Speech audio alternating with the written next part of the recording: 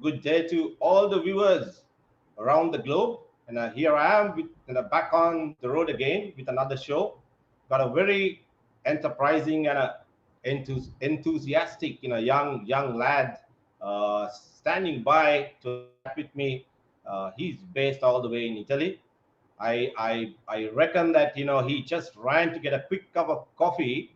I believe that it's still cold out there, unlike like sunny Sri Lanka. But I'm very happy and pleased to have this young man who has achieved so much in life in Italy, and he'll be joining us very shortly. And I also have on standby Dulan from Australia, two young lads who has done so much and left our shores, went overseas and established themselves, and had made an impact. As Sri Lankans, we're all proud of these two young gentlemen. To start with, people, I would like to bring in Kelum. He's the guest on my show this afternoon. Let me bring Kelum on. I hope he's there. Yeah, he is. Kelum, how are you doing, mate? How's Italy treating? Hello, good morning to everyone, and good afternoon to Sri Lankans. All good, thank you. All good. All right. What's the weather like over in Italy? It's sunny today. It's been rainy the last few days. It's obviously we are getting into the winter, so the temperatures have dropped down. We are on the hottest hours of the day will be around 18, 19, and then early mornings will be around 6, 7, 8, something like that. Same as evenings. So temperatures have dropped considerably. Yeah. What's the weather in your audible week, mate? What's the weather? What's the temperature? You said it's 6 degrees. Early mornings will be around 6 or 7, 8 maximum. And then All in right. the hottest hours of the day will be around 18, 19. That's if it rain. If it doesn't rain, obviously. Okay. So it's not too bad for this time of the year. Just bad news coming from Europe last night. I was watching CNN, and France went into a like a mini lockdown scenario. I think last night, they imposed a curfew, Yes. and again. And what's it like in Italy? How's COVID situation?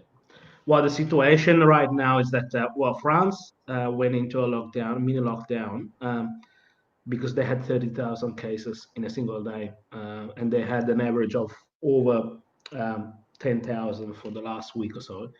In Italy, we have passed 10,000 cases in the last 3 days, and it has been imposed various restrictions by the government, but they are studying for an additional one that will come out in the next couple of hours, probably. Don't think there will be a lockdown, a total one, Now, hang because on, that will. I didn't hear you properly. Hang on, just yeah, there's a slight, there's a delay in what you said. You said the situation has not improved in Italy. Is that what you said? No, it's getting worse actually. It's getting worse. We are an average of 10,000 cases every single day. We are getting tested a lot more, obviously, but the numbers are going up. That's very sad to hear, mate. Just Yeah. the news coming from all around the world. Coming from America to Europe to Asia. Uh, there is no positive news. There's nothing constructive that people can look up to and say that this is going away. When you look at the numbers, it seems like it's just getting worse by the day, and going back into lockdowns. So many restrictions around sporting activities. It must be pretty hard on you, Callum. Well, it is. It is, especially with the position that I have within my my job. We have to, because that's the funny thing side of what funny, if we can find a funny thing in all this scenario. The central government releases obviously some regulations and restrictions, but then the single regions can actually employ even stricter uh, restrictions. So we have to, as Right. people that are involved in the sporting activities, we have to go region by region to check what's been enforced by the local authorities. So it's a very complicated situation. And I don't think, personally, I don't think they will go into a lockdown again, because the economy will, it's not in a position to hold up for another complete lockdown. It's impossible. We will go into huge trouble. So they will sort of somehow try to restrict as much as possible, but I don't think we'll go into a lockdown unless obviously the worst will come back.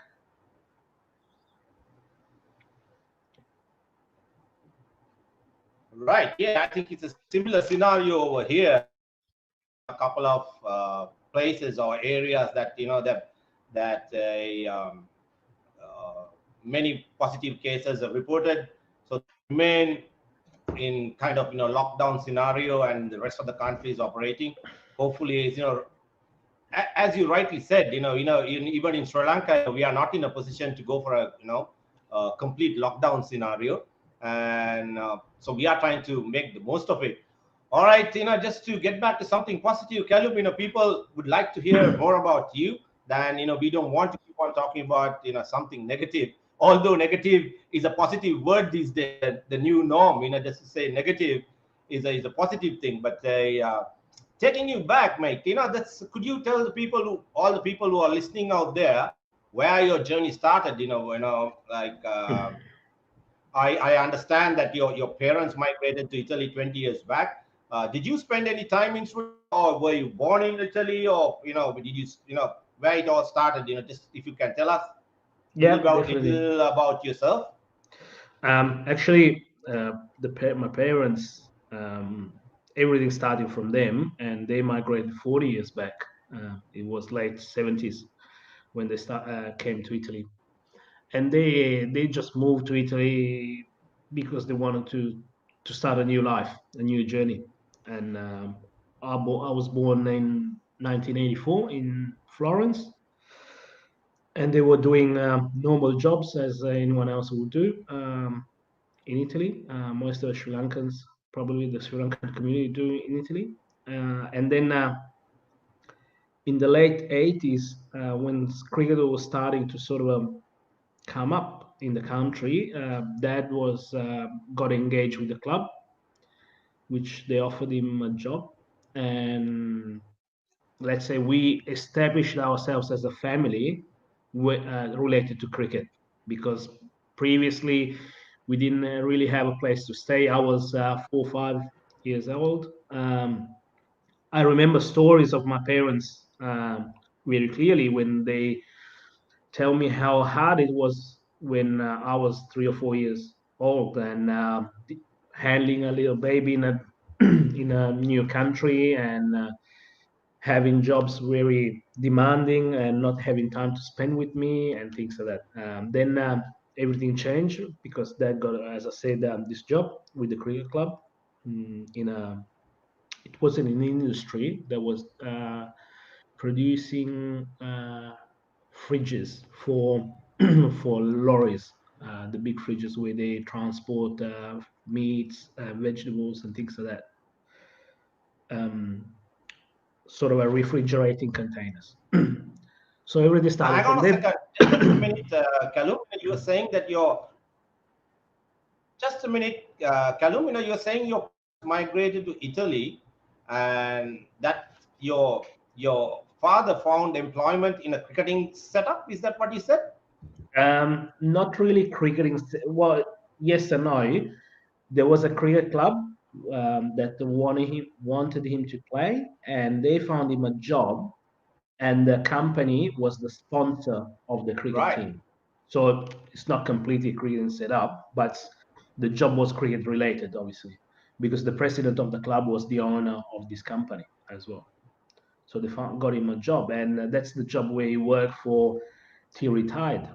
Right, Which right. It's like very similar story. Probably Dulan will be able to tell us more about what's happening in Australia. There's some others. If people listening out there, most of the boys who migrate, I use the wrong term, not migrate. The kids who go to Australia to play a season over there, and usually that's how they their jobs. They start playing a season to a club, and through the club they find employment. Probably thereafter, that they put their papers through and start living in the Australia. The guys who actually wants to make a career and a life out of it, out of Sri Lanka. That's exactly how it happens in Australia. And England, perhaps, it's a little tougher than that. It's not easy just to find employment, uh, like what you said. So that explains that how your affinity to cricket, the way it all began because of your old man. Just how it all started, I believe. Yes, definitely. Everything started because of him, and well, actually both of them. It's not just dad; it was just both of them. They are such a strong couple, such a strong unit. Uh, the two of them. It's always both of them that always supported me, always encouraged me, always sort of hold me as well at times in critical times because of their experience in life. And yes, Dad is an old Anandian in Colombo, and he played cricket in the Mercantile tournament in 73, 4, 5, I think. Worked for Lake House and then moved to travel a bit as a seaman, and then stopped in Italy because he felt that Italy at the time was the closest vision to what Sri Right. Lanka could have been at the time.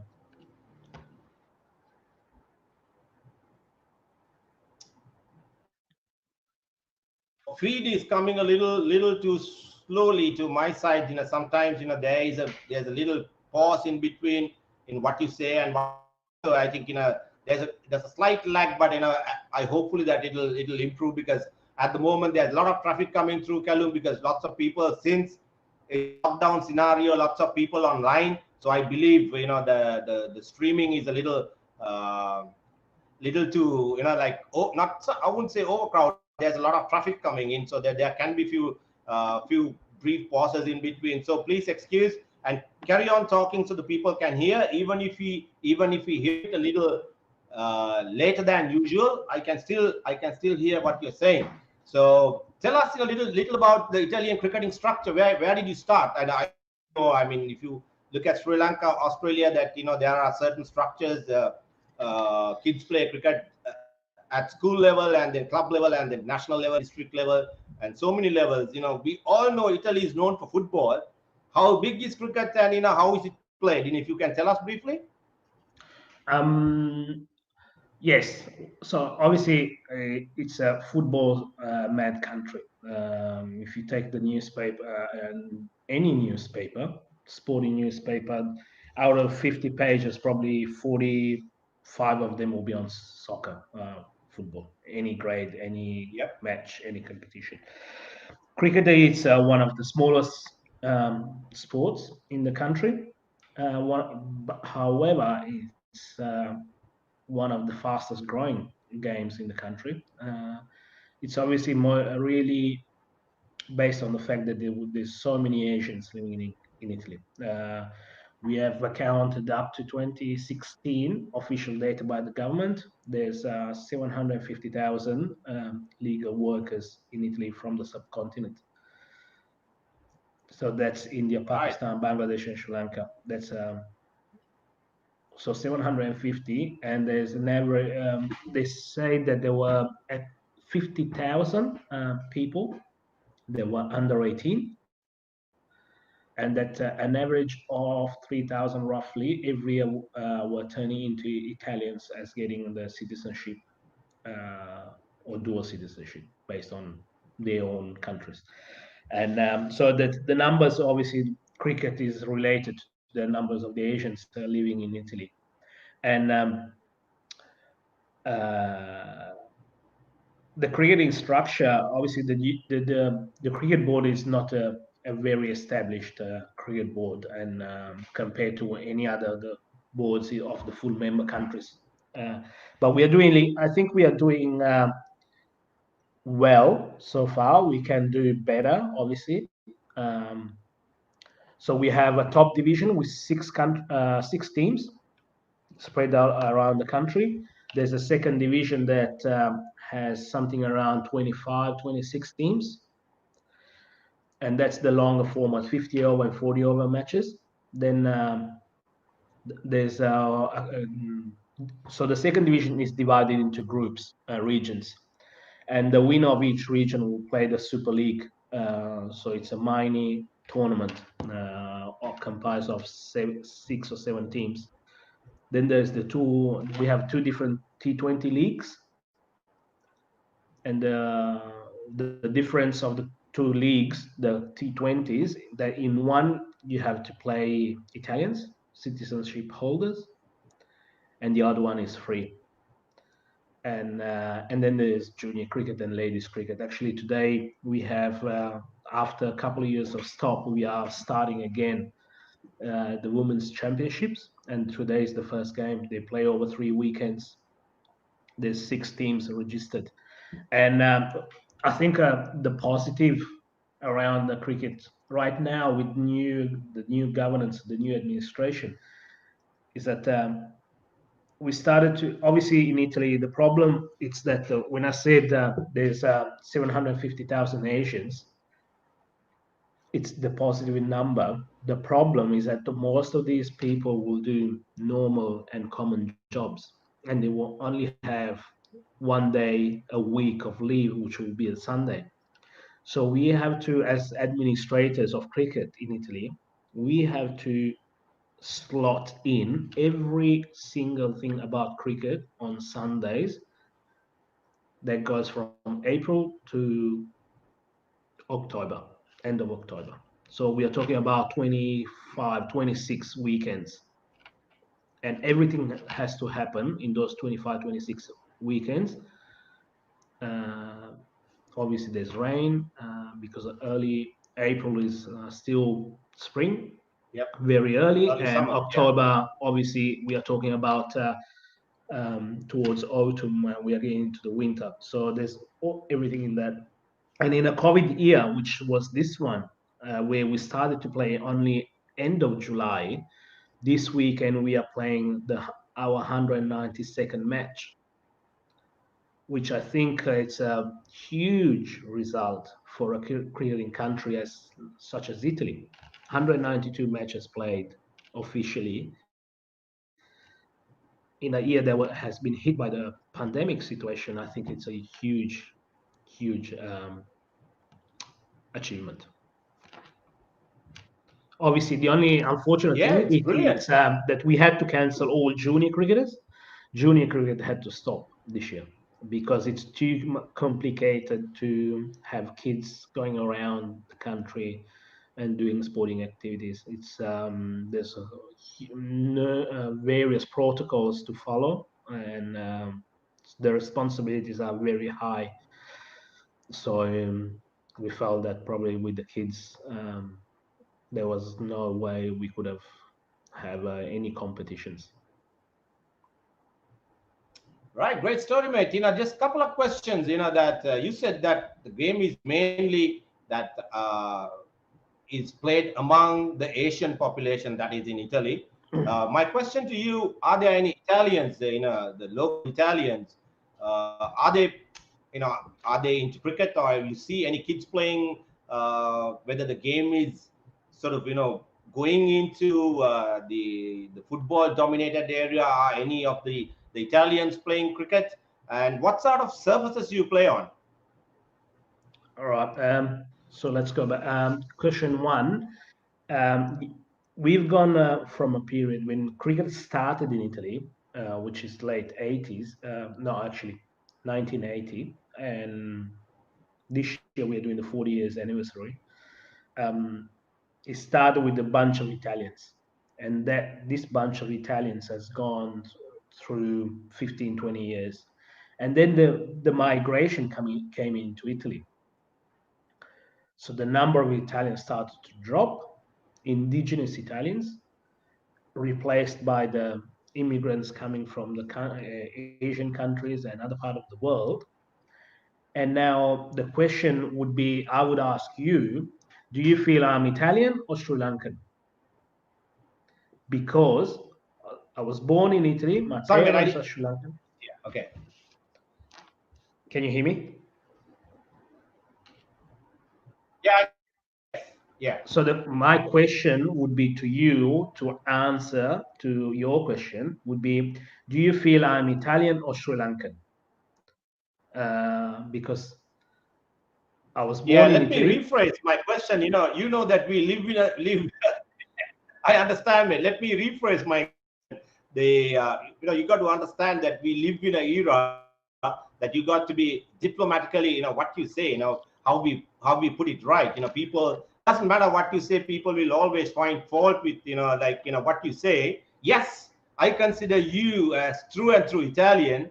I would say, but I will come into that. Your second part, how you got into the Olympic Committee and all that. I would say that are there any white people other than the coloreds? I think that makes more sense. If I put it that way. It's not a topic that I like very much. I mean, there shouldn't be any difference to me, but I understand the question, and the question and the answer would be very little, very little.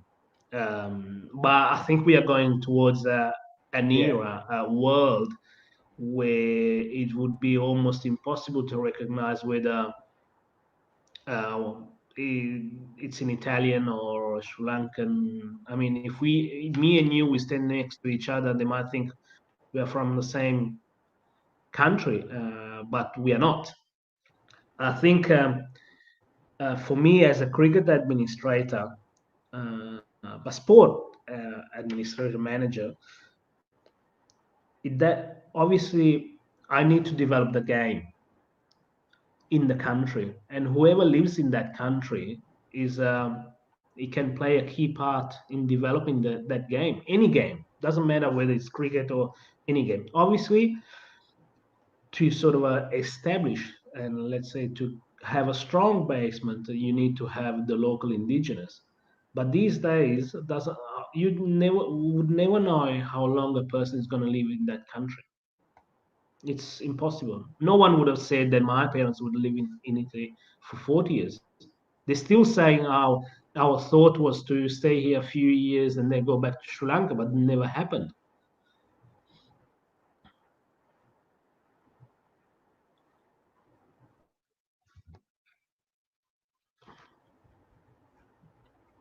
Yeah, I think I don't know. I mean, I hope people can hear Callum well on the other side. Obviously, there is a slight, as I said, there is snag and a lag. It's a slight drop in the reception. I could sometimes, Callum tend to his audio tends to get blocked. But let me until Callum, hope you can hear me. And Yes, I can hear until you. this The moment, I pictures like till aren't Callum great. get back. All right, mate.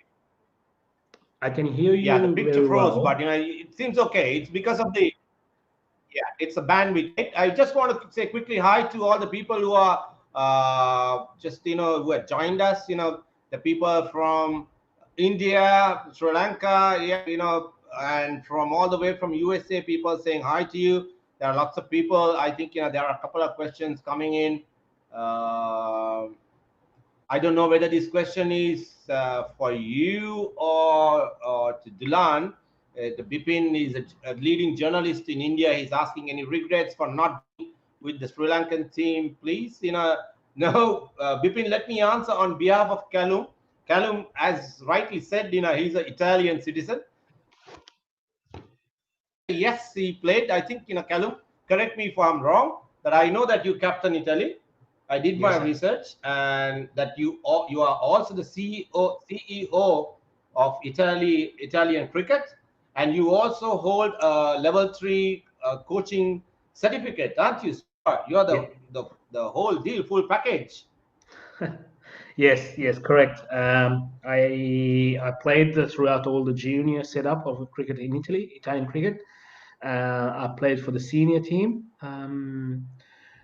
and I'm currently the CEO. But I've gone through the setup because I became CEO while I was the head coach of the Italian national cricket teams, while director of cricket in Italy. So I was doing two posts at the time, and Right. I had my level 3 completed in 2005. I was probably one of the youngest in the world at the time to have the level 3 at the time. And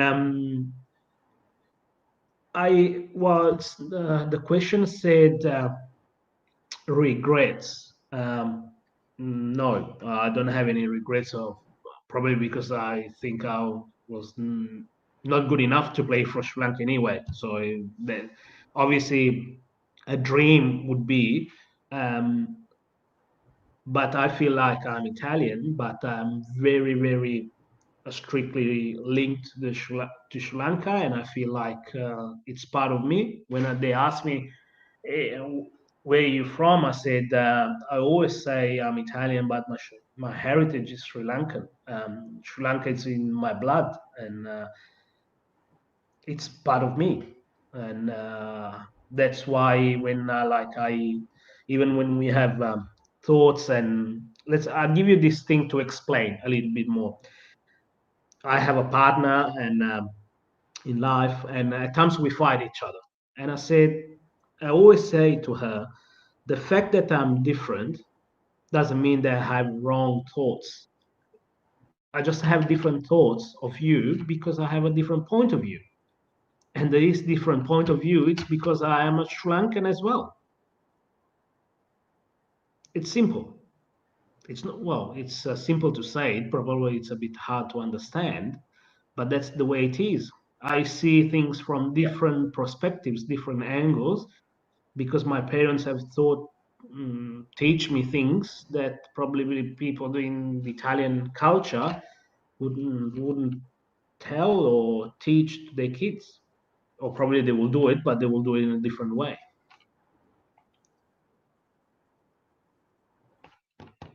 Very interesting, Kalum, because you come from a different culture. I was going to ask you whether you remember any of that you. I believe you can still understand Sinhalese.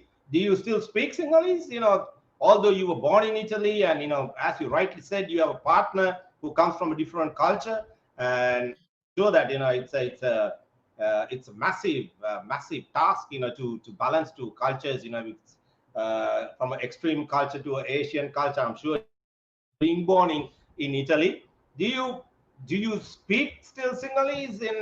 Does your partner understand Sinhalese?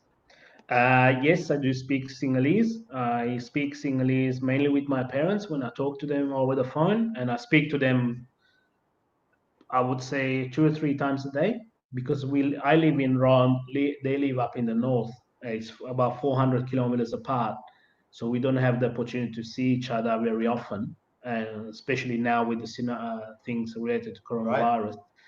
But no, my partner, she doesn't speak Sinhalese. My daughter tends to understand a little bit. She loves Sri Lankan Perfect. food, but yes, so I do speak That's a Sinhalese. plus. Yes, it is. So Good yes, man. Man, there are a couple of people who want to say hi to you. Yeah, I think good afternoon, Ross. Good to have you on the show, and thank you, Sumudu. Yeah, for great question. I think Kapila Karnaratna, perhaps a friend of yours, and knows a lot about you. Manoj Kulasena. There are lots of people joining in. Lorraine, good afternoon to you all the way from USA. Uh, Good to have you on the show as well. Lots of people, and there lots of people wrote to me about you as well. Calum, that couple of our coaches, had a couple of stints in Italy, right? Some of them worked with you. yes. My cricketing story starts with my dad, but there's three. I would say I've met a lot of people throughout my journey, but I think three people were the key mentors in my career at the start, and one was JC Gamake, played for Sri Lanka. He was the national women's coach of Bangladesh, and then he coached Thailand, and JC I think Kamage, right? yes. Tell him to JC Kamage. Yeah, mate. He played for CCC. He's a great mate of mine. I think JC played when I captained CCC. Great to hear. I think JC. Yeah, you're right. JC had a stint with the Sri Lanka under 19s. I don't know where JC is right now. And if JC is listening in, good hi to JC too, mate. It's good to hear that Kelum you're talking about JC. Yeah, go on, mate. Yeah, actually, JC was, I call him JC Uncle, actually. He's a friend of my dad. And I remember he gave me his one of these jerseys when he played for Sri Lanka. He represented Sri Lanka in a one-day series against New Zealand, I think, 94, 95, something like that. And I think he lives, Okay, probably right. Yeah. he's in Australia at the moment. I think he's in Adelaide, I think. I'm not 100% sure. Um, but I speak to him now and then, and I speak to him through my dad as well. The other two, one is Anushana Samaranayake. He Right. was the Okay. past fast bowling coach of Sri Lanka, and he actually to tell you how strong we are linked. When I got appointed as the CEO, and in the space of few months, the Italian national team was traveling to Oman to play an ICC tournament, and because I left the vacancy of the head coach of the team, we have to sort of redesign the structure very quickly. And Anusha was one of the people that we engaged to have as a consultant for the Italian national team. So he Right. is the mentor number two, and mentor number three, but not because of importance. Actually, he was the person that I spent most time with. Is Niroshan Ramanayake. He's no longer with us. He passed away a few years back. Okay. And he was the younger brother of Champaga Ramanayake, the fast bowling coach of Sri Lanka. Of Champagal. Yes, his Right. younger Yes. brother Yes. was living in Italy, Yeah. the youngest, because there was another one. There's three brothers, and Niroshan was the youngest of the three brothers, and these three were probably the three main mentors in my cricketing career. Even though I've met um, many people, these three probably have the three that have forged me in the way I am today. But not only on the cricket aspects, but in the way of doing things. As a person, obviously, my dad is the one that have taught me the most how to deal with people and things like that.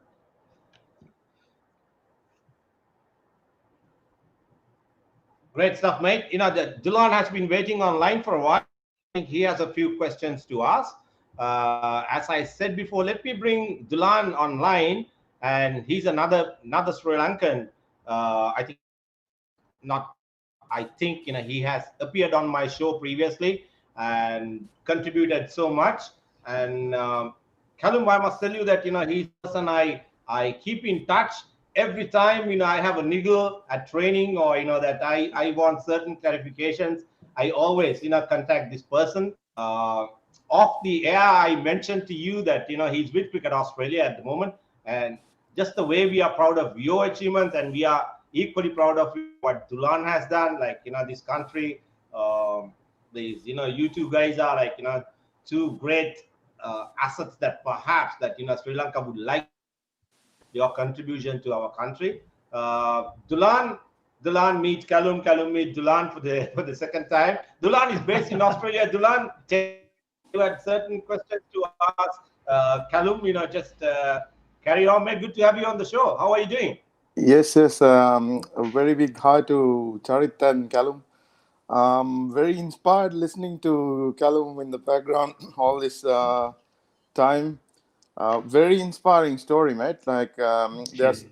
there's quite a lot to learn actually, and then for I mean, not only for me as a person, but for anyone who's listening to your story, I think one biggest thing which I picked up is that struggles can come your way in different ways, but then you should not give up chasing your dream. I think that's what you've done, and then you've come this far. Probably sky is the limit. I think, yeah, of course, like we would be seeing bigger and better things coming from your way. I reckon pretty soon. So one question I wanted to ask from you is that, of course, being a person of color, have you had any struggles coming this far? I would not say that I have had like lots of struggles because fortunately Australia has accepted me even though I've been living in this country for only just for the last 7 to 8 years. But the country has welcomed me and the system has welcomed me as well. So I've had like very little trouble getting adapted to the system, and then plus working with the Cricket Australia setup and whichever team I've traveled or worked with.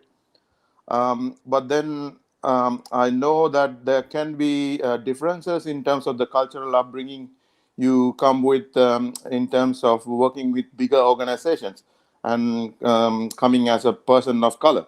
So, have you had to endure any, I mean, challenges in terms of being a person of color, working in sports, not only just in cricket, but also I think you are attached to the Italian Olympic Committee as well.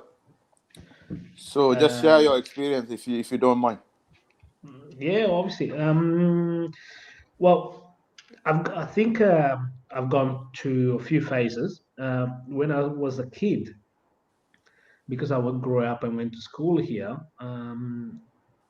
In my whole institute, I was the only colored person. Um, because at the time, when I mid 90s, yes, there was migration in Italy, but not as much as these days. Um, so at the time, I've never felt so much. But if you argue with someone, it'll come up. It will definitely come up. But I didn't have many problems. Um, Now and then, when I was playing, because I played soccer as well, there were issues and things like that. But that's probably the things that made me stronger. Uh, and working these days, it happens. Well, you might get up to to the stage to speak, and you might find that when you speak in front of people, well, 50, 60 years old, 70 years old, or even 80 at times, they've done a lot more than what you have achieved as a person myself in sport, because probably they've gone to the Olympics or they've been the president or the chairman of that association, this association, and they find in front of them a mid 30 years old dark guy talking in Italian about sports, and they will go, "What the hell? Who is this?" And they might think. Uh,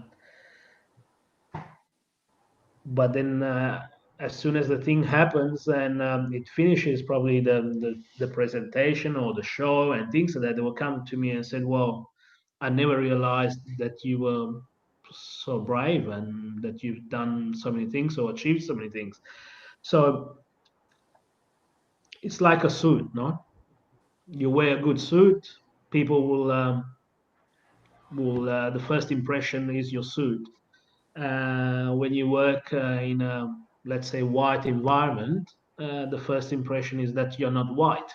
Uh, but then as the cricketers say, let the ball do the talking, and then while you work, let your actions do the work.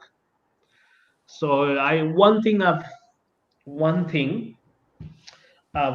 always tried to, because when I said I went through various phases, now I'm in the phase where, I was talking to Charit before, as we stand next to each other, let's say the three of us, um, there's no difference between the three of us if we are standing in front of other people.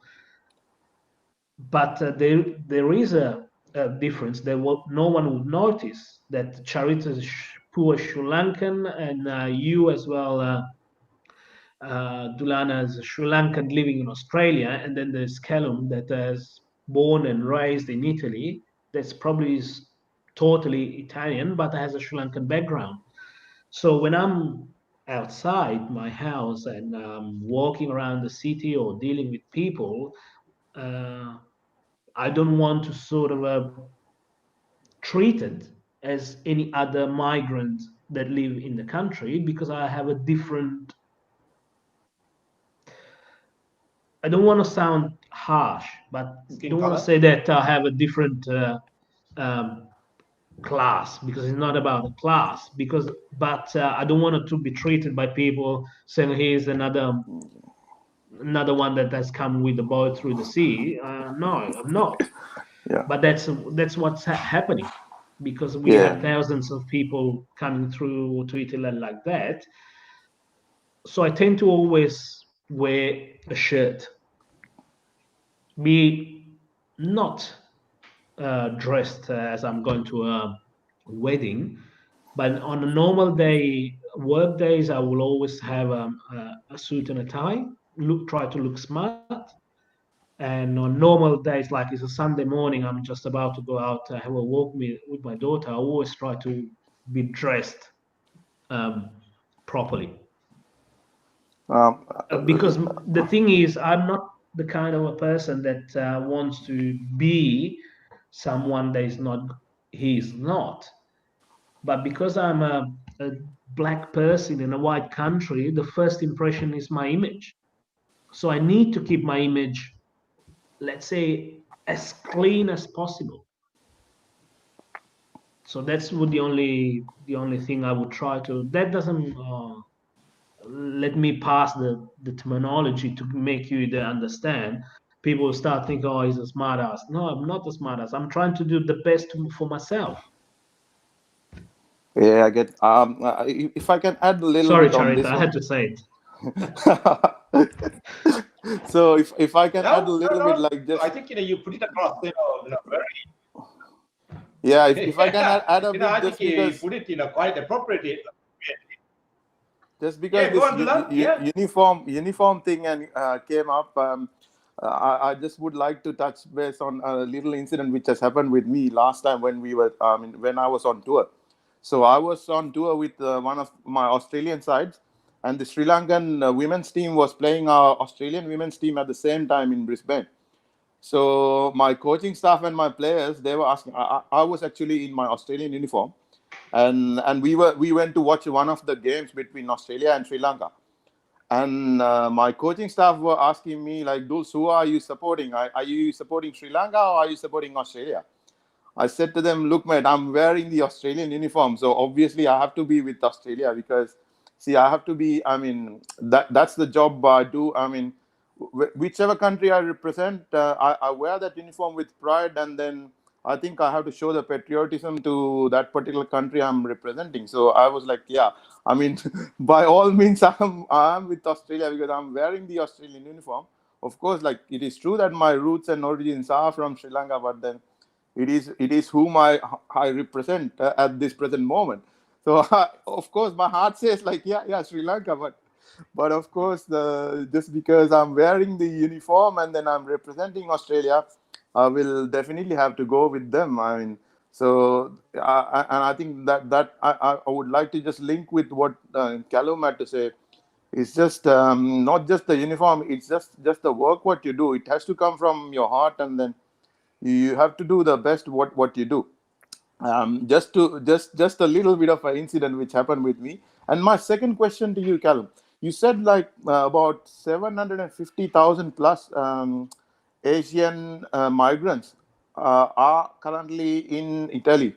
So as a cricket administrator, what are your strategies to address these various challenges you would come across in terms of racial vilification or bullying or things like that, which could happen in our game, which would actually set some of these players backwards for not coming up and then continuing to play the game. Have you come up with any strategies as a top administrator in Italian cricket to address these issues, or are you enduring these kind of issues? Because Cricket Australia is like really delving deep into this cultural diversity at present.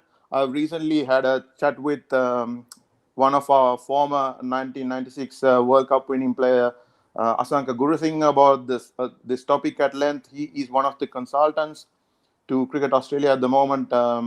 So they are trying to address these issues so that these issues are addressed at the grassroots level itself, and they don't come up when the kids start playing at pathway levels or elite level cricket. So what kind of strategies are you guys putting up to address these kind of issues, similar issues in your setups? The slogan that we have Just with to the before you answer, Kelum, just to Kelum, just a minute, mate. Just to add on to what Dulan said, I was going to ask you if you ever come across a scenario in the future that Italy cricket represented by 11 colored people, how would that reflect? Let me add on. Just I'll leave it there. right.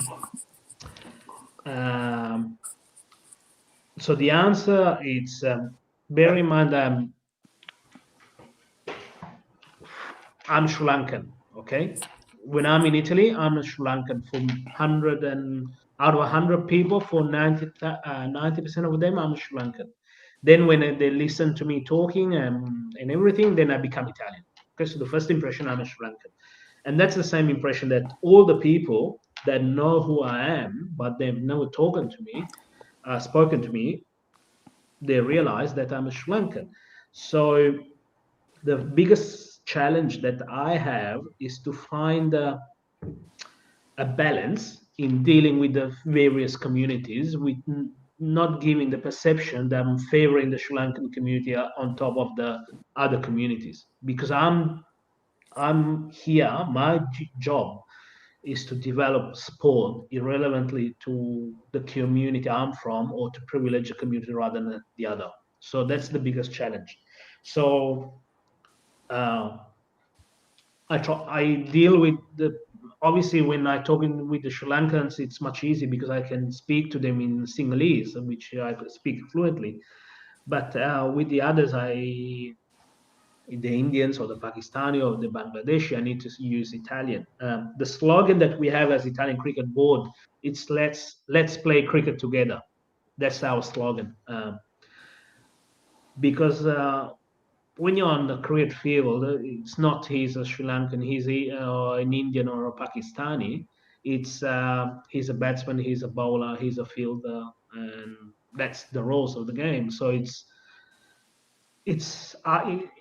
I think it's all about us as administrators. We developing a game. And throughout the game, as I was saying before, we are developing the next society that's going to live in this country. And the next, you can't pick who is going to stay here and decide, oh, I'm going to work with him rather than the other person. We treat everyone the same with no differences. And I think when you highlight this problem, it's because you realize there's a problem and you highlight it, saying giving much attention to that. On a cricket field, doesn't matter where you will ever play, you will never see problems like that. And to give you an example, if you've seen Indians and Pakistanis and Bangladeshi playing the same team, there's the answer to everything. Indians and Pakistani, they can kill themselves, but then on a cricket field, they can play in the same team. So, I mean, it needs time. And you cannot rush through certain things. And this thing about the migrants, the racism, is something that needs time. and it will never be solved completely. Never. Because it is a diversity between people, and we have to live with it and we have to accept it. We never, not one person on earth, I think, when Barack Obama became the president of the United States, has said he's another president. Everyone said he's the first black First one. person. So that's it. And America is one of the oldest country that have dealt with the migrants. They're from Africa and the colonialism that they had. But that's something that goes back hundreds of years and hasn't been solved because it cannot be solved. I cannot strip my face and put a white one on. I can get people to accept me to what I say and to what I do. But I'm black and I'll always be black. I can't change it. So I think that doesn't mean that we have to sort of to let people be racist, but it's a fact. It is. We are different, but we are living in the same world, and at times we get to do the same things together. But we are different, and we have to accept it. Us first, but then it comes back to us. I mean, being offended cannot be an excuse of not doing certain things. Facts first, words after. If you cannot have do the facts, at least try to express what you would like to do in words. Words can be very strong. So that's my point of view on the issue, on the thing, not issue, on the matter. Awesome. Very Thank you. interesting, Yeah, Kelum. absolutely. Words of wisdom, and yeah, absolutely. I think that's at a team scenario, at national level or club level or otherwise.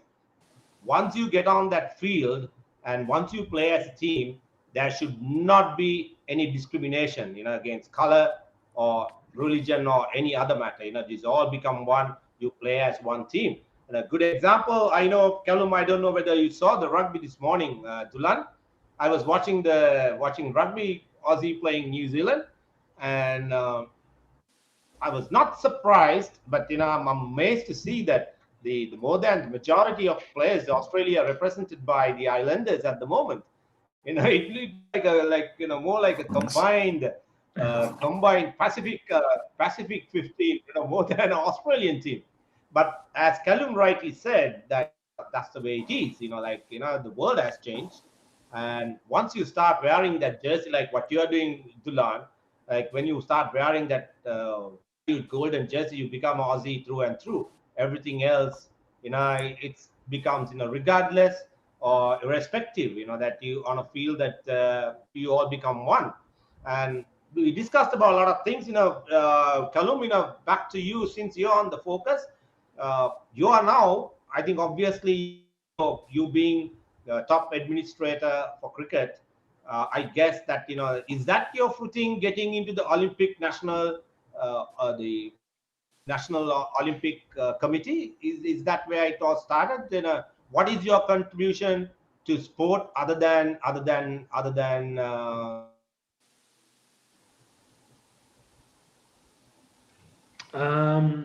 didn't really hear very clearly the question, but I think I got it. Um, I got into the Italian Olympic Committee um, while I was playing cricket. I wasn't an administrator at the time. I was playing cricket. I was towards, well, actually, I retired probably a year or 2 years after I got into the Italian Olympic Committee. But at the time, I was playing. Um, so what I do in sports, apart from cricket, I'm the vice president of the Athletes Commission at the moment. Um, And there's so many things. I mean, sport is a castle that has been mounted around athletes. Without the athletes, we wouldn't have sports. Obviously, athletes fight for their rights and everything, but we have to find a way of balancing what the administrators want, what the athletes want. We are not sort of representing the athletes' needs, but we are trying to highlight the athletes' obligations as well.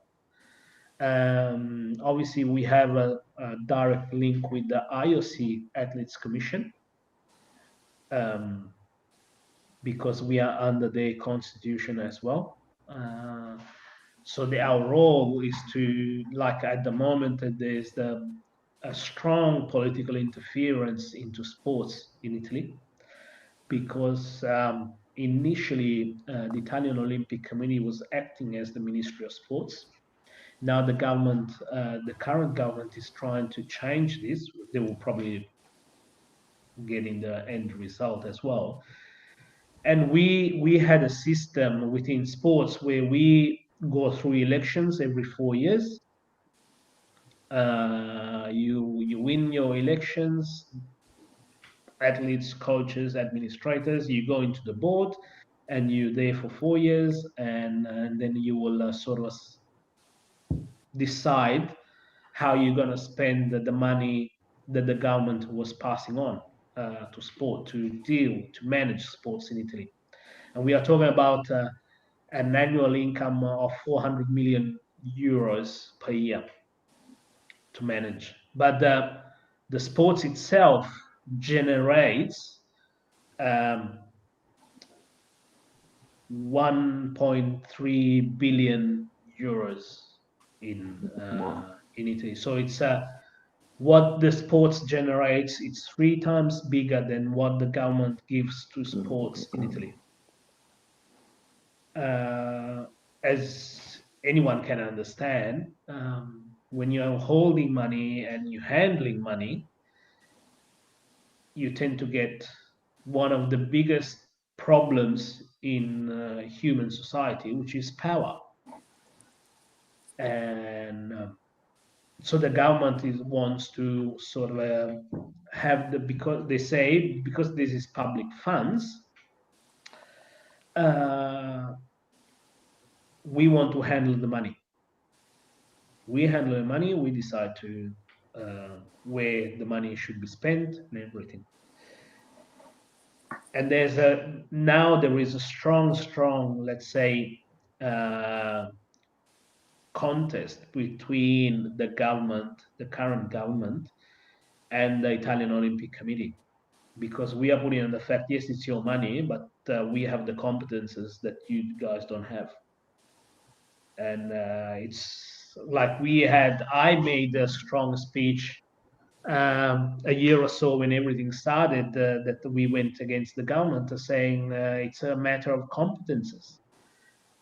We are here, we have won elections, we have a system where, let's say, somehow the best will come forward, and we have proved throughout our CVs that we have done something in sports. So we have the competences to have the roles that we have currently. We doubted that the politicians would have the same competences. So it's quite a strong statement. But I back myself on this. I don't think that politicians these days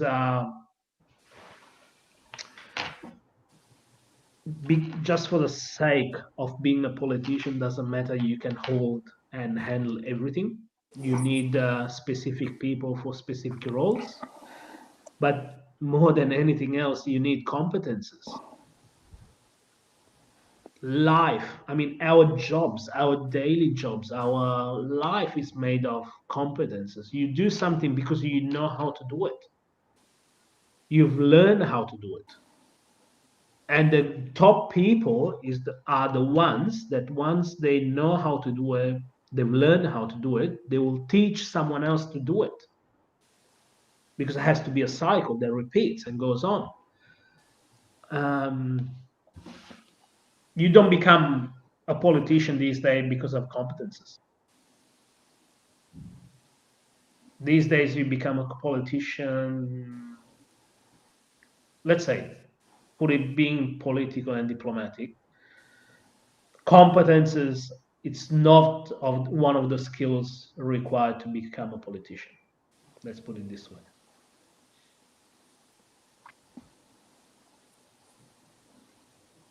Sad, but it's So true. If I'm not mistaken, Kelum. Yeah, interesting, mate. Kelum, just tell me that is that right that you don't have a sports ministry as such in Italy, that the National Olympic Committee, that you take care of all sporting activities in your country. Is that right? yes, for 100 years we've had a minister as a person, a figure, but the whole setup was handled by the Italian Olympic Committee. Now, the current government is in the process of passing on a law to have this setup in place. But the Italian Olympic Committee is, to give you, it's a unique setup throughout the world. The Italian Olympic Committee has a budget of 500 million euros a year, roughly. It has something around, I would say, roughly 1,000 people working for us, all around, spread around the country. We have regional and local offices, and there's obviously the headquarters in Rome. Then there is a committee made of the presidents of each single member federations of the Italian Olympic Committee. So there's 45 of them. There's 3 people representing the minor federations. There's 9 athletes, and there is the representative from coaches as well. So all this adds up to roughly 70 odd people, which they get voted by the fellow people, like the athletes of each federation will vote the Oh, athletes. And then what happens that the committee elects the president and the executive board. So it's quite a I mean, it's an established system, but it was I think I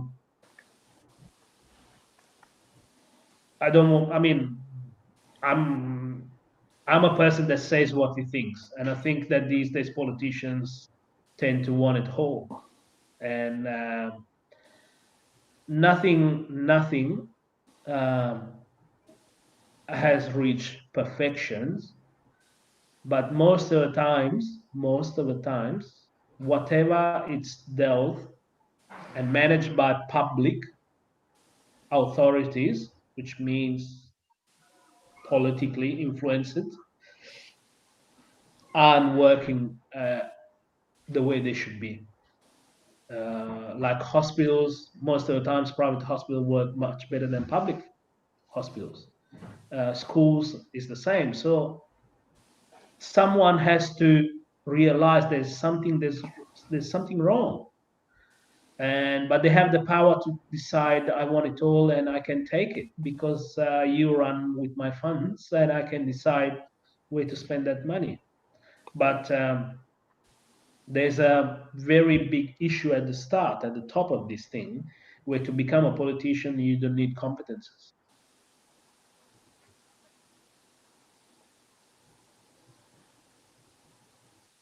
Very well said, mate. Just hang on just a minute, Kalum. Just Leslie, all the way from Australia. He has written to both you guys. Leslie says, very well put out. put out to the politicians, Kelum. You hit the nail on the head. Some of these people could be front up for an interview in the private sector. Don't we all know that? That's very obvious. Um, uh, no, we know all about it. Very well said, as Callum said. And then Leslie also goes on to say, I have lived in Australia for the past 30 years and haven't had any real issues with Aussies. Sometimes it's the migrants who become racist, and if Dulan can add more to it, and good, huge hi to Somali, Jumbo to you too, all the way from Kenya. Good to have you all the way from Africa. Always, people. It's we have a very wide audience. People joining from all across the globe. That's the beauty of going virtual. And my idea is very brief, to give you boys the prominence that you guys deserve. That the pride of our country, and just this is not. I'm not going to wind up, but guys, this is your show, and carry on. So Leslie, one thing he says, well said, Callum and Dylan. You do you agree with Leslie? What he says. Sometimes it's the migrants who become racist. Do you agree? Do both of you agree? Well, I think to add a bit, yes and no, I would say, because see, sometimes we coming from a different cultural, racial background to a country like Australia, sometimes we think that we've been cornered by the so-called white people, and we don't get the deserved opportunity. Especially this complaint has been coming with a lot of parents um, from the pathway teams I've been looking after in the state setup. So some of the parents from Sri Lankan, Indian backgrounds, they would come up and say like, "Look, my kid is very talented, but these guys will never pick him in the state team or the national setup." And I feel that my kid has been racially like cornered. But I think, see, just like a coin has its two sides, I think there's always two sides to the story. Um, I mean, my experience having lived and worked in pretty much three continents and studied as well, because in 2010 I've had 2 months training in Netherlands, during which I got to travel to France and Italy as well. That training was with the Dutch Olympic medical team. And so having worked with a lot of different cultures and in three different continents, and then getting to know a lot of different people as well, I think you can't really blame a particular culture or a country. In every country you will find the so-called good and bad people. It's just like Callum said, I think a while ago. It's just the person. It's something to do with the person. Doesn't matter which color, which race, which country you come from. It's your upbringing and what you bring with you in terms of as a person, and the qualities you bring with you. Doesn't matter you're Sri Lankan, Indian, Italian, or Dutch, or coming from US or whatever. I think it's something to do with the person and what is there in their heart, and how their upbringing has been. So yeah, obviously you find good and bad people both. And I think as far as Leslie's experience is going back with the migrants being bit racial, yeah, could be possible, I would say so. And again, it is kind of a experience what you would come across as an individual. So some people would feel that way. Some people would think that, or feel that they have been cornered by the white people, whereas some of them would think that their own people are being racially abusive. So it's just how you take it. I would What you're I saying would think so. is, you're right. What you're saying is, you cannot generalize. That's what you're saying. No, no, no, no, absolutely Nutshell. no. Going back That to that Callum, going that back. would be Yeah, unfair. I sorry, think. mate. I think. Just a yeah. If I Well can said, Dulan. jump Just on, going back to Callum. can I quickly jump on this? Just a quick one, because Yeah, I sure, mate. lived Go in ahead. Yeah, yeah. I lived in Oz. Well, not lived. I was in Oz for 2 seasons back in 2004, five, and five, six. Yes, those 2 years to play cricket in Victoria. In I was training with a club called Rosebank Cricket Club, and I was training the VIS as well as some district cricket teams. And in the club I was playing, Adam Dale was a former national player, was the captain coach, and there were people that were part of the Australian Cricket Academy.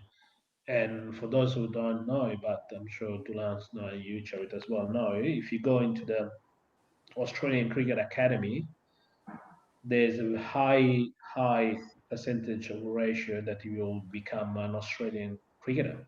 You play Australia for Australia, because to get into the academy, they will pick probably the very best. So at the time when I was in Australia, what happened? The first month and a half, I was absolutely shocked as I was punched in the head. The the confrontation with the Aussie culture was absolutely shocking for me. It was hard, it was strong, because they felt I was there in a team where there were all Australians. Uh, on the Tuesday and Thursday afternoon, you will practice, and they will find this Italian, Sri Lankan, that was there in Australia playing in their club, and so let's say sort of a with a not the red carpet rolled on, but dealt and treated differently to anyone else in the club. And in the nets, you will probably face more short balls than anything else, I was thinking. which is no one will play ball you nice half volleys to get in. They will test you. And I remember the first hit that I had in the nets. I had one of the senior players, typical, well, local, and he say, "Get in and let's see what you can do." So I said, "Well, that was their sentence. I still remember. Let's see what you can do." Uh, but when you live in a different country, and this is something that my dad has always teach me. If you go to someone else's house, you have to respect the way things are done in that house, and you have to adapt yourself.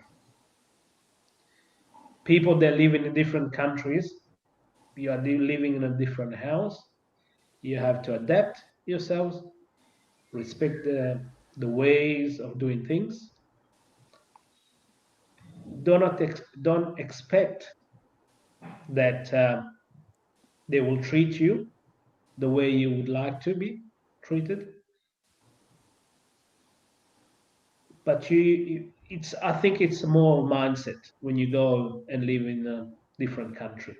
uh, it's you are going to live outside your own box, and only the people that have a strong mindset and strong will and mindset can um, get into the normal society of that country. The people that I don't have that strong will and strong mindset are the ones that will still living in those countries, but they will sort of corner themselves within their own communities. That's what I think. Absolutely. Yeah. Spot on. Spot on. I would say, Kelum. So just one thing. Well said, mate. Uh, Spot I on, spot think. on. We all agree with yeah, yeah. Yeah. I think you will agree with me, Charit, on this one. Everybody in the cricketing world would label the Aussies as arrogant. But one thing which I have realized over the last few years, working closely with some of these elite level cricketers, sometimes I was very surprised myself how good these some of these players are behind the scenes. I mean, you would see most arrogant players on field, if you think of the Australian setup, but off the field they can be the most nicest down to earth people, and you can't even sometimes imagine that how nice these players can be. Some players like I mean, just to name a few, Warners and all of them, you would think that they are very arrogant, but they are such nice human beings just off the field. But the sad thing is, like, people who work closely with these players and the coaching staff, and people who work with the Australian setup, they are the guys who would get to see the real nature of these players. But what happens is, unfortunately, what comes on television screen, these players are being judged, unfortunately. So they are being labeled and vilified and thinking that, I mean, labeled as arrogant human beings, but whereas their actual nature is so nice, I mean, off the field. So this is something, I think, which the whole world needs to open their eyes and ears to. Just not label somebody from what they see in front of their eyes. There could be a lot of other things happening behind the scenes as well. I mean, a lot of good things. So it is not fair for anybody True, to be Dulan. labeled. Not fair for anybody to be labeled from what someone sees on screen, I would say. True. Yeah, I mean, going back to what Kalum said before that, let's a big hi to another Kalum from I think he's from Norway, but I think at the moment, due to this COVID scenario, he's stuck somewhere in Malaysia. Says big hi to both of you. Hello, Who's Cal. Hi. online watching you, Kalum? Your former coach, JC Gamage. JC is online, saying big hi to you, Kalum. Your former coach is online. And big hi to Vivek Mehta, is another coach based in Kenya. So many cricketers watching you, that watching the show. And very interesting thing that Kalum said, mate. Just before he wound up, he went off. When you are out of your comfort zone, you are in someone else's territory. Have respect where you are. This is one area that we have lots of issues. That you leave your country, you go to an alien place, you're a million miles away from your comfort zone, and you go to that country, you disregard everything that those people they believe in, the traditions, the culture, and then you try to rule your rooster in their part of the world. That's where the conflict starts. Kalumba is absolutely right. That as long as you absorb their culture, you don't try to make huge immense into that, the amends into that, and you become a part of it. And once you start accepting them, they will start accepting you. Simple as that. I can see what's happening in France last night. Just going little out of that, since Calum touched upon on bit of politics, that what happened, beheading a teacher in France. That's mind-boggling, mate. The where as the world, Kelum, perhaps I'm sure that you have very strong notions about what I'm saying. Where the whole world is heading. It's very has some relevance to what you said. Have respect when you're in someone else's territory. What do you reckon, Kelum? Totally agree. I totally agree. When you leave your house and you go to someone else's house, you take something with you, but then you don't place it in front of them and say, "This is mine," and this is not yours. The problem, the problem, based on immigration and that can become an issue with racism. It's about respecting each other, uh, but respecting, and for us, people going into different countries, migrating, it's to accept that we are different and will be treated differently. We have to accept it's a fact. As I said before, we cannot strip our color of our skins and become different, same as similar to other people. We are different. We will be treated differently initially. If we are good enough, we will be treated normally. But it's all about gaining respect and giving respect. You give respect, but in return, you might gain respect. It's not automatic. And above all, you cannot ask for respect. You can only gain it. It takes a lot of time to gain it. It takes nothing to lose it. Um, but that's part of the. We have made decisions, choices in life. Well, I did, in the sense that I'm the end result of the decisions taken by my parents. They've decided to live in a different country with all the positive and the negative consequences of their result.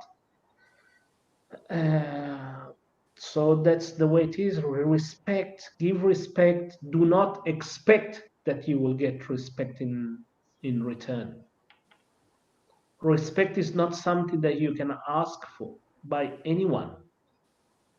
It's something that you can gain. But to gain it, you have to do this first step. The first move. It's up to us, migrants living in a different country. And racism is an issue in the current world, definitely. But I think us as diverse people, diverse in the sense that we are not living in our mother countries, or let's say I live in a country that which is, I feel it's mine, which is Italy, but I have to accept that the story of my family is not the same as the story of a local person. So there's a diversity there, and I have to accept that there is this diversity. And I cannot expect people to treat me normal. I have to sort of work a little bit harder to make sure they can, uh, to make them accept me in the way I would like to. But that's the way it is, and we have to accept this fact. And I mean, this comes from a 36 years Very old well. Yeah. that born in this country and lived in this country, and as said, as it happened to me a couple of times of speaking in front of other people that are older than you, and they will ask, well, who the hell is this? And then at the end they might come up, oh, very, very interesting. Well,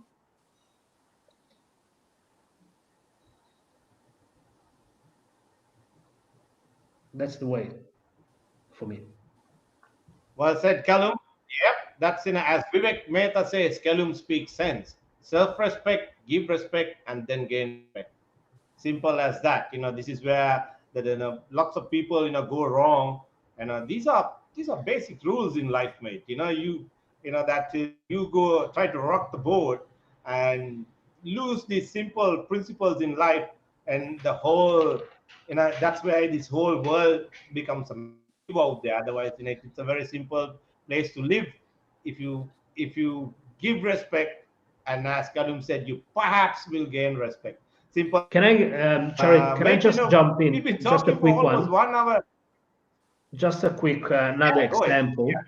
In 2015, I think it was, I was in Sri Lanka doing a quick, like 45 days stint with at the Premadasa, working with some of the coaches that were there. Uh, the under 19s, and there was the A team at the time, and things like that.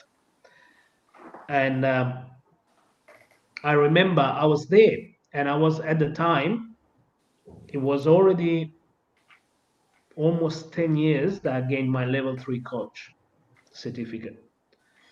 And I was there at the Premadasa helping out other coaches, but I've never sort of get into the way of people doing things, even though I thought it's nonsense.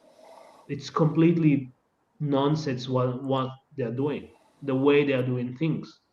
But I was there in a different, that wasn't my environment. And I couldn't jump in and say, what the hell are you doing? This is nonsense. To give you an example, I remember, I'm not going to say the name, there was a left arm spinner at the time.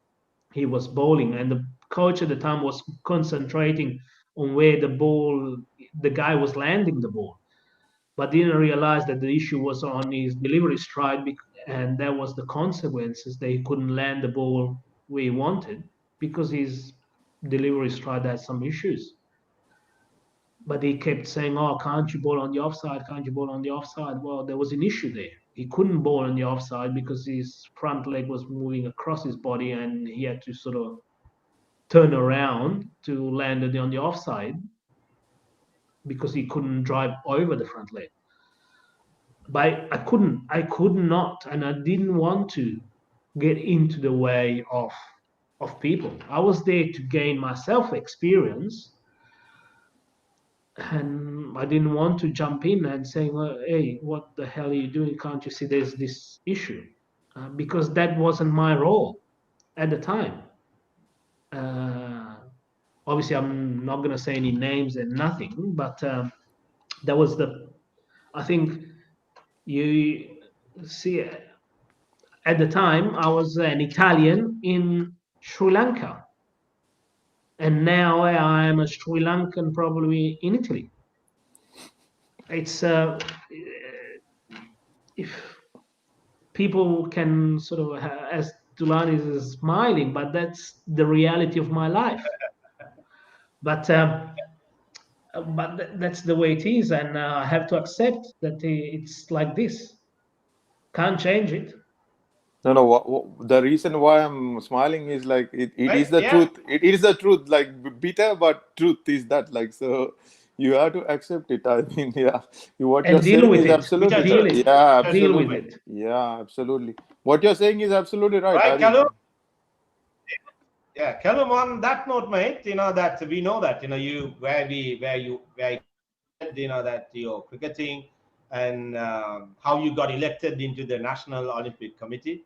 And so you're saying, just, before you tell us, what your future aspirations are, that, before you wind up, just let me clarify. Did you say that the Italy as a whole is sports as a whole? Let me put it that way. Sports as a whole, politics, that the politicians don't get involved in decision making. I know the question because I know in Sri Lanka happens. um, he put you on Yeah, the spot. He put you on the spot, Callum. exactly. He put the question in a different, indirect way. But Right. Let me sort of address. yeah, that's the show is all about. Yeah. Yes. So the answer is yes. Currently, in the sense, the Olympic Committee has, because the Olympic Committee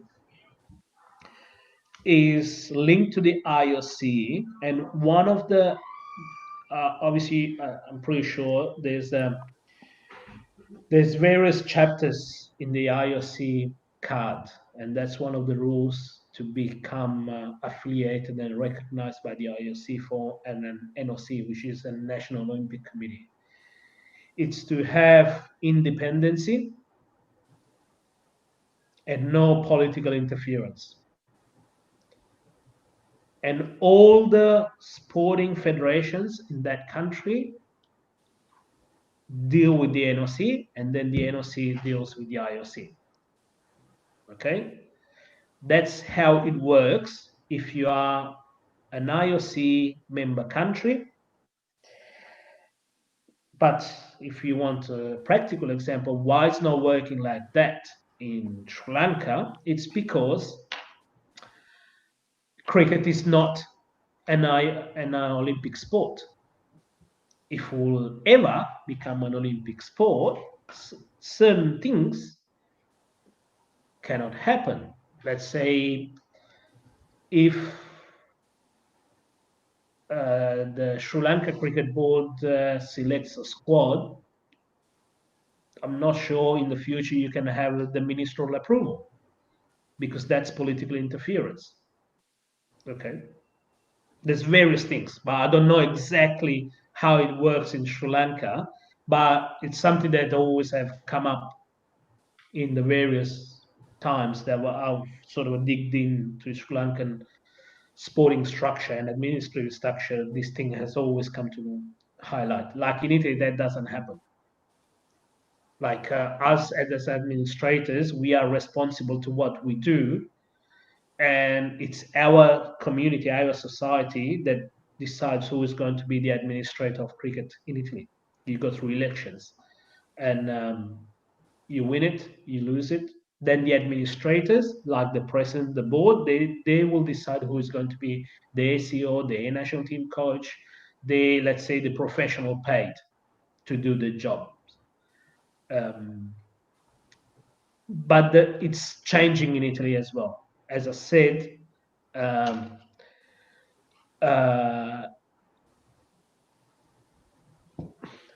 to become a politician these days, you don't being competent. It's not a skill required. Where in any other jobs, most of the jobs, being competent.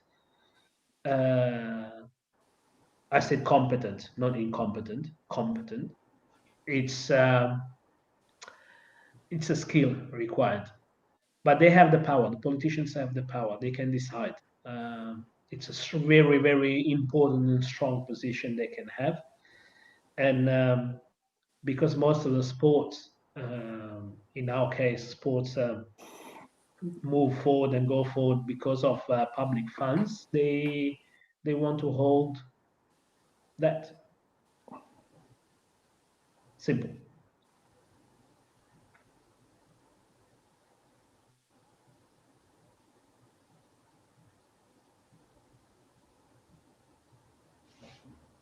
Kalum, just what you're just I didn't hear the last part what you said, but what you're basically saying, that you are saying there is absolutely no chance that your sports minister picking the phone up and asking you to include he or she in your Olympic squad. Is that what you're saying?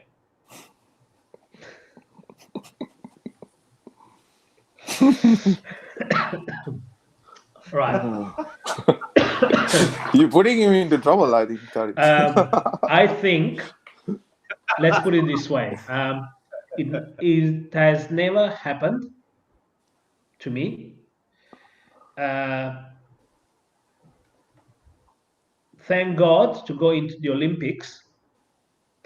On the individual events, you need to be qualified through the results. So on the sport team games, team events, obviously the team qualifies, and then it's the board or the country that decide whoever is going to be in the team.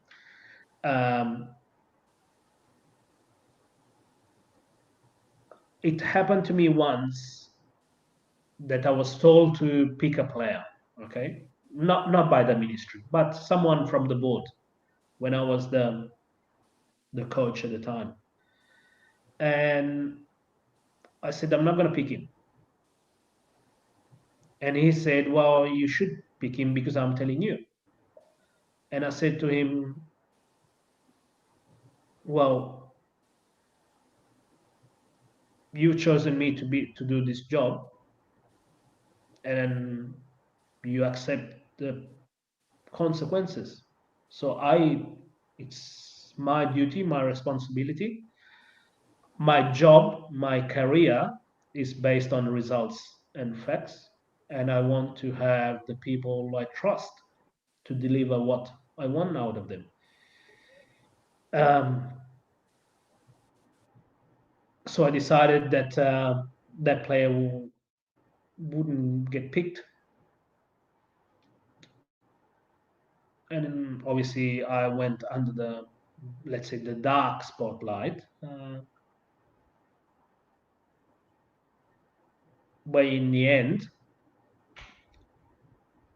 I achieved the end result that I wanted. So what happens?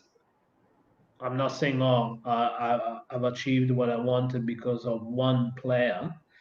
I was lucky enough, because sports, it's based on luck as well.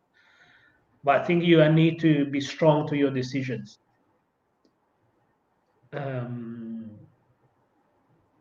Because one day it will come up. It will come up one day that you have decided not to back your principles just because someone from the top have rang you and said pick someone else. People like that bend to the side closer to them. I don't think they can go further, lot far. But I cannot judge people that do that. But that's the way I do it. But coming back to your question, no, I never got a phone call from an Olympic squad. I was told to do it. But one thing, but that's part of the job, to get pressure.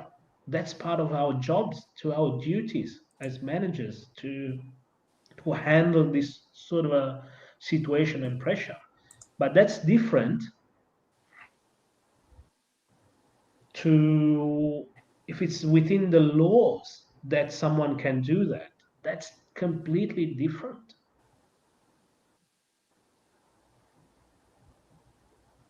Like in this country, it's not written, but Got it it? Yeah, I still hear can you. happen. Yeah. But if it's written in the laws that things have to go through a certain channel, then obviously you're going to be sort of a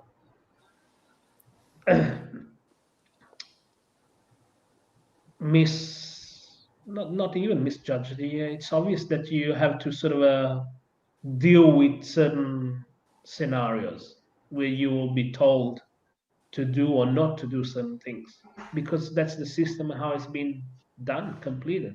But I think it's not a good system. Literally, the work and the duties and the jobs of hundreds of people is put in doubt by one single person just because he's the minister or he's a politician. You pay people to deliver. You have the right to choose the people that you want to deliver what you want to achieve, but you have to let them do it. You set the guidelines, you set the box, and see, here's my friend, I've given, this is your salary because I want you to achieve this. You achieve it, good. You don't achieve it, you're out. Yeah. I think that's where the performance indicators would come into the picture, Kelum. I think so. If they put performance indicators, and then if they let the person tick the boxes without interfering in their job, that's it. You perform up to the expectation, you survive. Otherwise, you get kicked out. Not that you've been told that you have to put this person or that person into your squad because that whoever the person is the minister or whoever is in the board, isn't it? Correct. I mean, when I was in Sri Lanka Yeah, during that but what? stint, Hello, hang on a minute, wait. Hello, just a minute. yes, Just two questions. Hi to Anjali Gurusinga, who is happened to be Asanka's younger sister, is watching the show, saying a big hi to boys. Very interesting. And two questions coming. Leslie Manikam, what's happening in South Africa? What has Kelum got to say? Obviously, the political interference in sport. Number two, mate, this is my personal question to you. I meant to ask you, can the mafia influence you, mate, in Italy? right. Let's go for Leslie's question first, and then we get Charit's question. Yep. Charit, you want Yeah. you want Kelum to live to the future or not? I mean, throwing him under the bus, I think. Um, Well, the idea about the chat, mate, putting Kelum on the right. South Africa, it's cricket related. The issue is cricket related. It's related with the South African Cricket Board. So it would be hard to comment on that because I do not know how the structure in the country it is. What's the, like, I know something about Sri Lanka, but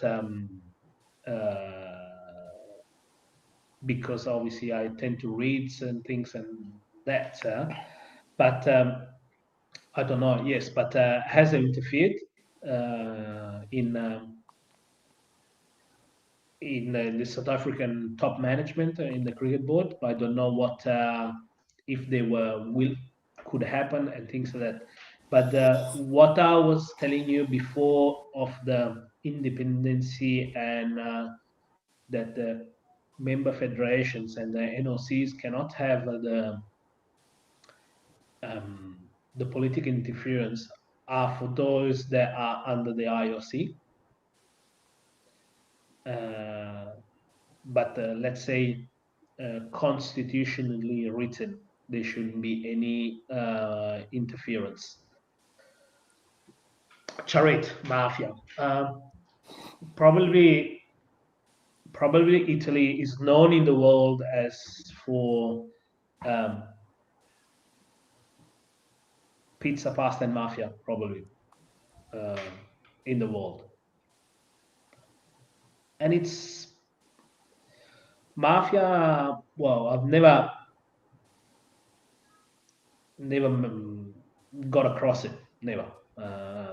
But probably you don't even get across it. Leslie says I'm the mafia, but you do not.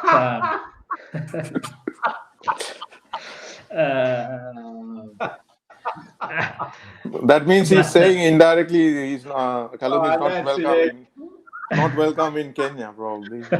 But the thing is, I mean, mafia is one of the things that sense of humor. Sense of humor.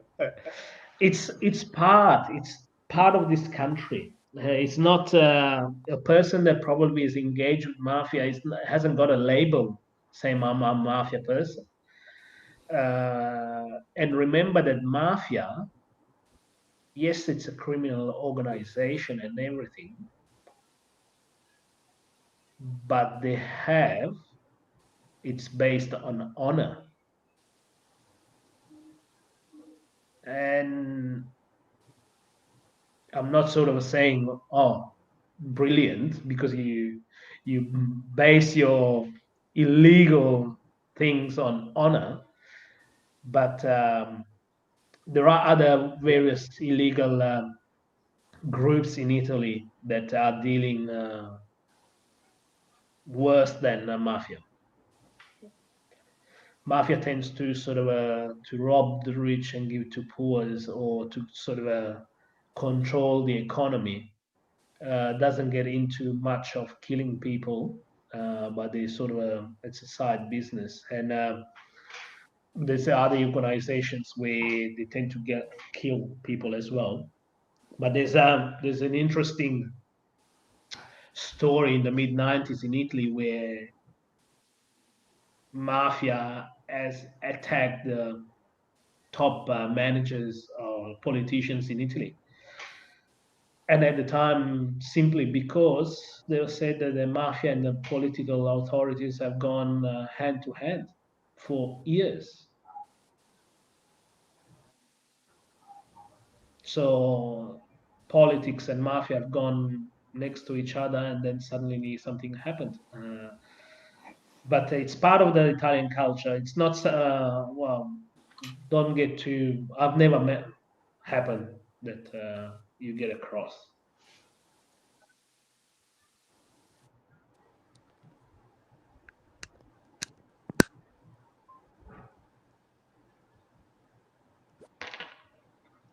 Right, mate. Yeah, well said. That nicely explained. Kelum, just before we wind up, mate, I didn't expect to talk to you guys, all this while. We have been on air for a while. Could you tell us very briefly what your future plans are. Where would you go from here in the next few years down the line? And if you can very briefly explain to us that you being a integral part of the Italian National Olympic Committee, how would you face up the challenges, the post-COVID period? What your plans are, your future plans, and as in general, what the country has, Olympic and otherwise, what the plans are. My I don't have a set plan. I've never thought I want to become this or that. I always set myself one thing, that was do whatever you are required and you want to do it at the best as possible. And my life plan, whatever you do, do it, and make sure you make a change. Someone will remember you for what you've done positively, I would say.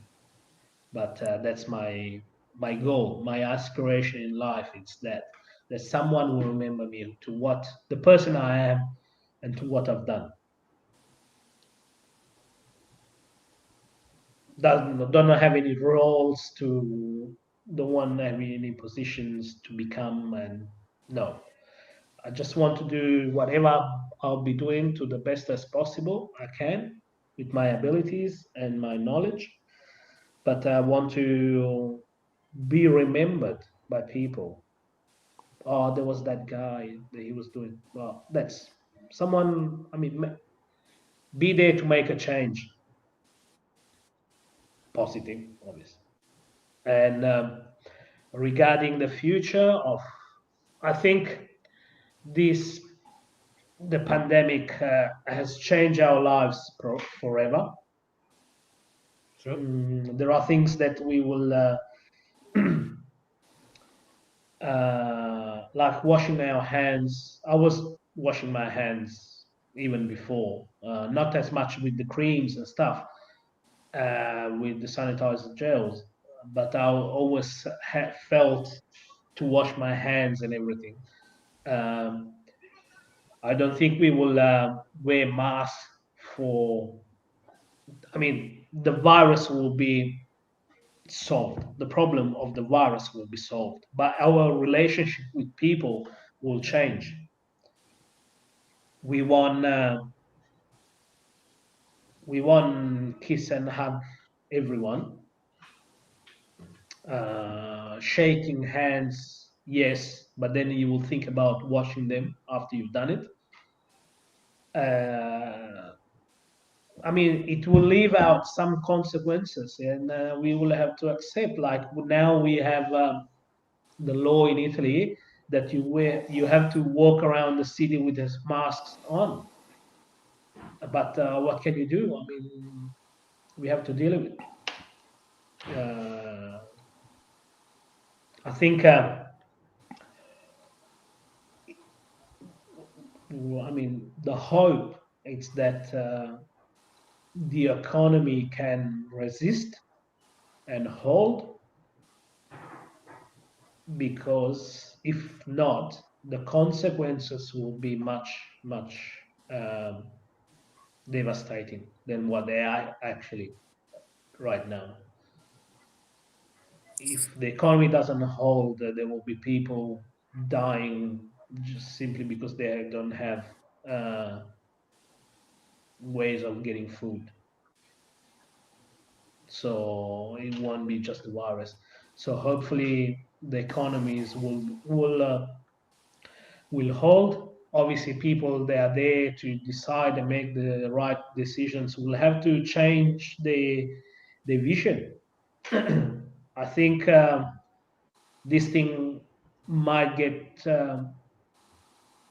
our human vision back to reality, to normality, a little bit, focusing on the right and correct things. But well, I don't have the right answer. This is just my thought. If I would have the right answers, probably I would be challenging Mr. Trump. but it's not just the case. I think we need to be a Yep. little bit normal. Well said, Kelum. It's a pleasure having you, mate. On the show. That I think that's the kind of insight the people who listen to you throughout the show. My idea was to showcase who this gentleman is. This young bloke, the Italian bloke with Sri Lankan heritage, making waves in Italy. We are all proud of you. Just being part of our being a Sri Lankan, but obviously you are more Italian right now, as you rightly said. So we wish you nothing but the very best in your future endeavors and to go places. It's as I said before, with great pride, and we'll be watching you in the future and your achievements and the post-COVID period. All the very best, Dulan. I know that you are that you after a long lockdown period that you are very eagerly looking forward to the next few days. Uh, Hopefully that things will get better in Australia. Just tell me, mate. Where are they hoping to play the test matches against New Zealand in Australia, and will the spectators be allowed for the matches? What's it going to be?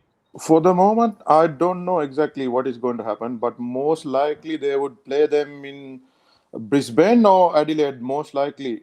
So that was the initial plan for the Indian tour. So that they would play a Yep. couple of test matches instead of one. Usually they play one each on each main cricket ground, but this time the plan was to play two of the test matches at Adelaide and then move around. But most likely Melbourne is feared to lose the Boxing Day test match, which would be a shame. I mean, in the history, it's happened like in so many years, hundreds of years, that the Boxing Day Test has always played at MCG. But this year, because of the pandemic, we are at the risk of losing the Boxing Day Test match. So everything depends on the next few weeks, I would say. But still, because the reason that there are strict border restrictions in each state, it would be very tricky, I think, for our states, especially Victoria, to come up with anything, because already Victoria has lost hosting the Australian rules football grand finals to Queensland. So the grand finals will be played in Queensland next week. But yeah, but see that those are the two major events which has traditionally happened in MCG.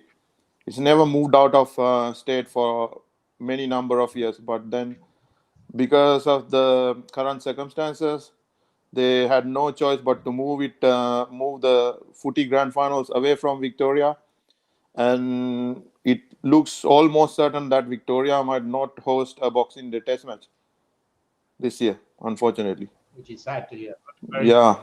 Yeah, mate. Kalum, before you go, mate, there's one question that has come in my messenger. I just saw it. I almost missed it. People are asking, what do you think cricket as Olympic sport in the future, mate? It's a question that I missed, and also whether you are a mate of. Hang on a second. Watson, I think in Germany. That's his name. I think he currently holds a T10 tournament. What's his name? Daniel Watson? Western. Daniel Weston. Daniel Yes. Weston. He's based in Germany Yes. and he holds a franchise. And Yes, people correct. are asking what you think of cricket as a future sports in Olympics. If you can quickly, answer those two, mate. I think cricket currently it's a very spread sport in the world, but it's very big in just on certain countries. To compare and to compete with all the other sports, you have to compete on the biggest stage, and the biggest stage is the Olympics. But getting into the Olympics, Yeah. there are some consequences, obviously. As I said, there will be administrative consequences, there will be financial consequences. But to say that cricket is a world sport, you need to compete it on the biggest stage, and then the stage it's the the Olympics, as I said, and it will gain benefit. It will be more beneficial to smaller countries than bigger countries, even though, as I met when I was in Sri Lanka, at the time president of, not sure whether he's still the president of the Sri Lankan NOC,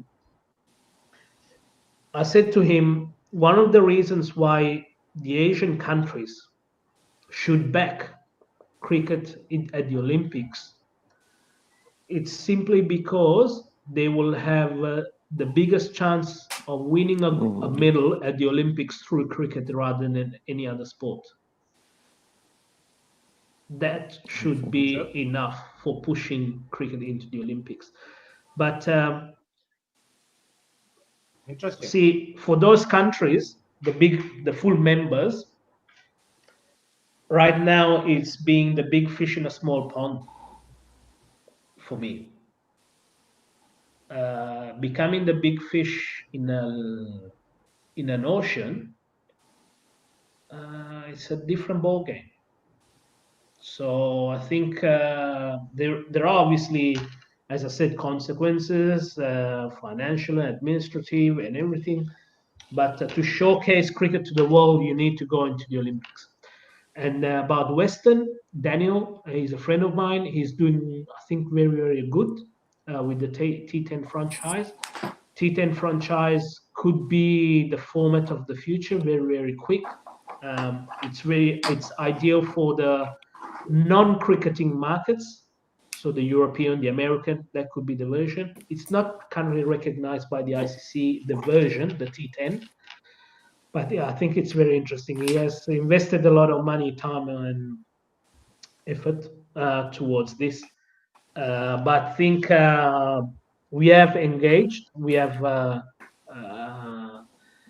see, it's a different approach. It's a different way to showcase cricket to the public, to the media, where we as a smaller countries are the main actors. I think he's doing very well. We will back him. We will support him. But to go on the bigger stage, cricket needs to solve his own problems, because cricket has some problems, as any other sport. But cricket has some problems, some issues, some dependency, legacy to certain countries. Those need to be solved before showcasing the game to the world.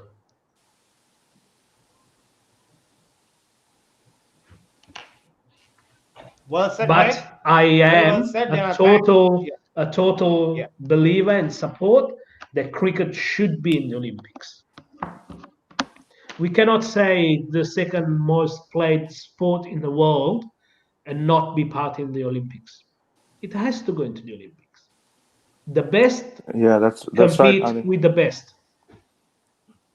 yeah, that's right. I think as far as ICC stats concerned, 104 countries already play cricket in the whole world. So affiliated to, I mean, there could be more countries, but officially affiliated to the International Cricket Council, 104 countries, which is a big number, I think. And in terms of the participation, if you take, Kelum is absolutely right. Second highest participated sport, so after soccer in the whole world, but not an Olympic sport. There's no way rugby has a bigger participation, if I'm not right. No, cricket. Yeah, he's right. Second highest participation. Yeah. The number of participation in cricket is second to soccer. Yeah, soccer. The ICC is the second most financially placed international body after FIFA of soccer, that invest in developing. The Cricket World Cup is the third most watched sporting event in the world. Obviously, Olympics is not part of the classification, because the Olympics are multi-sport event. We are talking about single sports. So cricket, it's in the top 3. And so I think to have these numbers, mainly thanks to India. There's actually 105 countries. A couple of them have been suspended, but recognized Mm. 105. I would say, with no doubts, that out of 105, 103 wants cricket to be in the Olympics, probably. Let's put it this way. Out of 105 countries, 95 of them wants cricket at the Olympics. Okay. Then there is uh, probably 5 that will just go with whoever decides. So we are 100. There's 3 of them that have some issues that, if addressed, they will be happy to go into Olympics, and probably there's 1 that doesn't want to go into the Olympics. So Who is the one, mate? I'm not gonna answer. Do your research. I think I know the answer. Probably.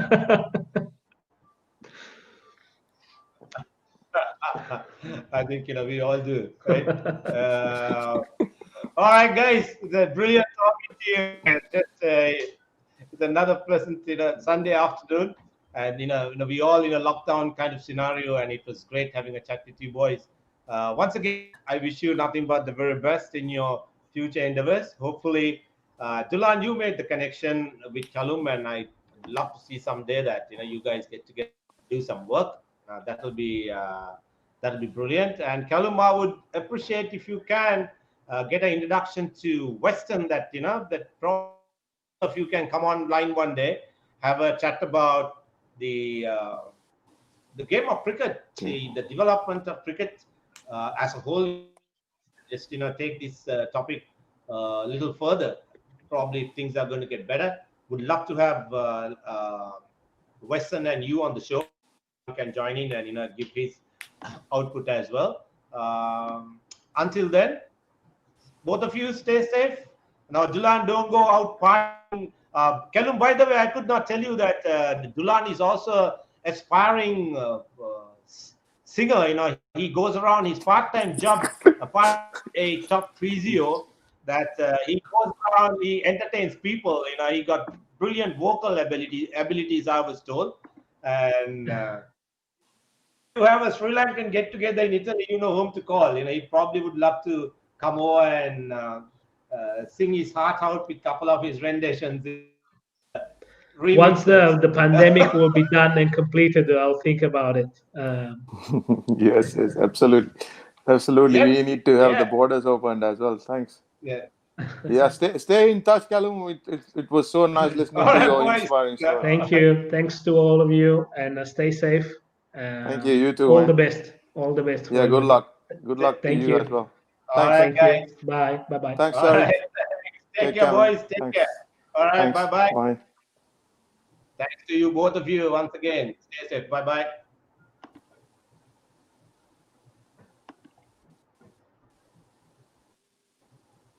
All right, guys. End of another show.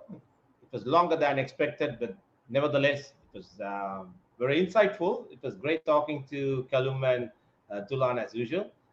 Until we see you again next time, stay safe, take care, bye bye, and have a great week.